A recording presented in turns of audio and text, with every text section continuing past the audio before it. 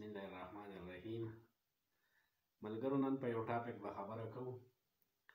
او هغه ټاپک دا دی، تاسو به په سوشل میډیا ګورئ مختلف پښتانه ویلاګران دي، پښتانه موټیویشنل سپیکران دي، یا چې کوم پوهه خلک دي. زه به تاسو ته دا خبره وکړم په ساده پښتو کې، په ساده الفاظو کې او په ساده طریقه باندې. نو هغې مونږ موټیویټ کوي، مونږ پوهه کوي مختلف طریقه کار باندې، ایجوکیشن په ذریعه باندې، ټیکنیکل طریقه کار، یعنی چې څونه مختلف طریقه کار دي په هغې مونږ پوهه. په هغې کې تاسو که ګورئ نو شاهد انور بھائی دی او هغه اکثر چې څنګه په ویډیو کې راشي د ټول نه اولنی اواز د هغه دا وي چې د غریب زامنو یا غریبو کې بچو یا د غریب سړي زویه وغیره وغیره مختلف الفاظ هغه وایي. خو ملګرو مونږ له پکار داسې دي او داسې طریقه یې مونږ له پکار ده چې مونږ د چا نه څه زده کړو، یعنې د چا باډي لینګویج ته کتل نه وي پکار، د چا شکل صورت ته کتل نه وي پکار چې یاره دی ښایسته دی، دی بیکاره دی، د کپړې قیمتي دي، د کپړې کم قیمته دي، دی څه وایي.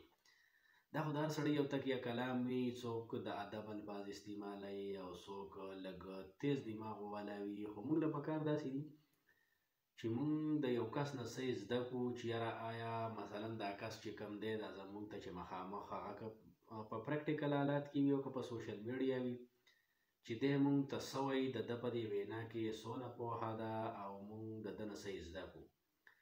که شاهد انور وایي چې د غریب سړي زویه نو دغه الفاظ ته کټ کړه او چې هغه نور څه وایي نو په هغې عمل درآمد وکړه، کیدای شي په هغه کې یو سبق وي. داسې نور مختلف زمونږ په سوشل میډیا باندې هغه که د هرې ژبې سره تعلق ساتي، که د هر ملک سره تعلق ساتي، که ستا د کلي علاقې ګاونډ سره تعلق ساتي، که د هر ځای سره تعلق ساتي، نو پکار داسې ده هر څوک چې مونږ ته مخامخ ولاړ وي نو مونږ له پکار ده چې مونږ د هغه نه څه زده کړو. دا نه ده چې بس څوک ویډیو وکړي یا مثلا مونږ ته مخامخ یو مشر وي یا مونږ کشر وي یا هر څوک چې وي چې هغه ده چې څه وي دا خو ماشوم ته معلوم وي. نو اصل کې خبره دا ده، زمونږ یو ټیچر صاحب و الله دې ښه ساتي، هغه به وي چې 3 قسمه سټوډنټان دي، په دې 3 قسمه سټوډنټانو کې یو سټوډنټ چې کوم دی نو هغه به څه زده کړي او دا دوه چې دي دا تباه و برباد دي. نو په دې کې 1 نمبر سټوډنټ دا دی چې دله ټیچر راشي، هر څوک لکه مونږ به مثال د نن سبا د سوشل میډیا نه والو یا په کلي علاقه کې به څوک څه خبره کوي، یو مشر یو همزولی، نو هغه وایي چې څه کسان داسې وي چې د هغه په هغه باندې مختلف کوېسچن یې کوي چې یاره زه وګورم چې د قابلیت څونه دی، او څه سټوډنټان داسې وي چې هغه دې خبرې ته په سوچ کې وي چې یاره د ټیچر چې دا څه وي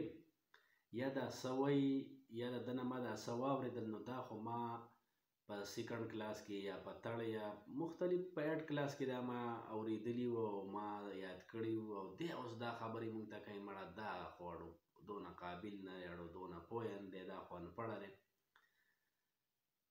نو الله پاک دې ښه ساتي زمونږ هغه ټیچر صاحب، هغه به وایي چې آخري چې 3م کم کس دی که نه نو هغه داسې سټوډنټ دی چې هغه ګوري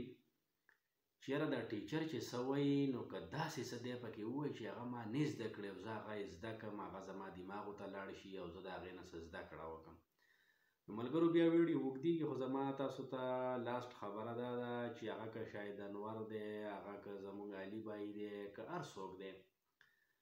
نو د هر چا نه څه زده کول پکار دي چې په هغې د وجې نه زمونږ په علم کې اضافه وشي، مونږ ته پوهه حاصله شي او مونږ ته څه پیدا وشي. دا نه ده پکار چې چا پسې بد ارادې، چا پسې سپک ویل پکار دی، چا پسې سبق واسیات کول پکار دی.